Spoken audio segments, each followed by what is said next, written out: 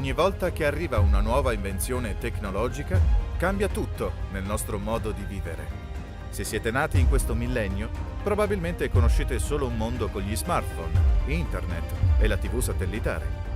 Queste cose sono parte della vita di oggi, come mettersi le scarpe al mattino quando dobbiamo uscire di casa o fare colazione come prima cosa della giornata.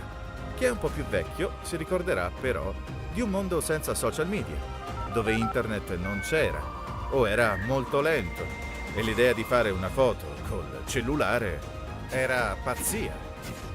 Le videochat sembravano molto lontane nel futuro e invece oggi sono considerate normali e parte della vita.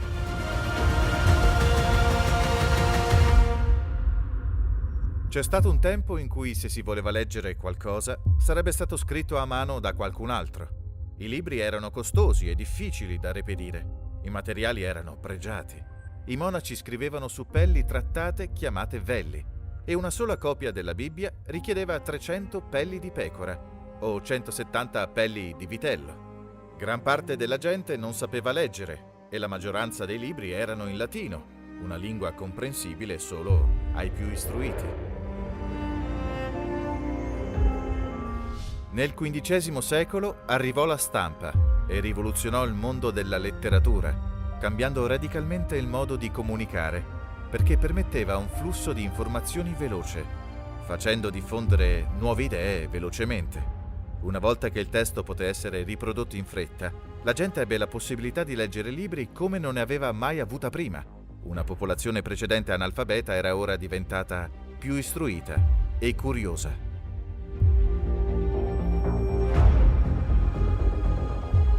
La stampa fu inventata da un orafo tedesco chiamato Johannes Gutenberg. La data esatta della sua nascita non si sa, perché non fu un uomo famoso in vita, ma si crede che finì di lavorare alla macchina da stampa intorno all'anno 1440.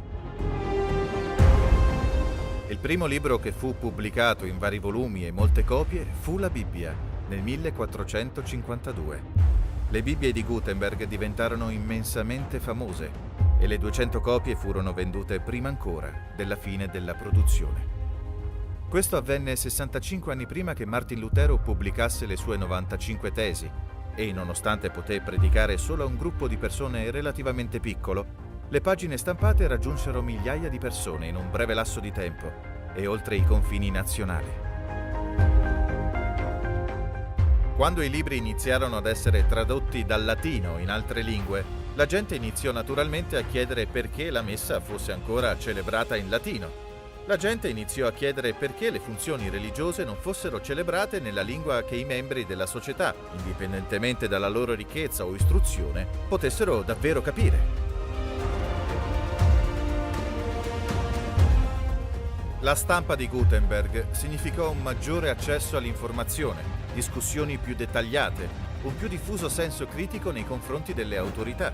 In questo senso, la stampa rese popolari le idee associate alla fede protestante durante la Riforma, formando e incanalando un movimento di massa.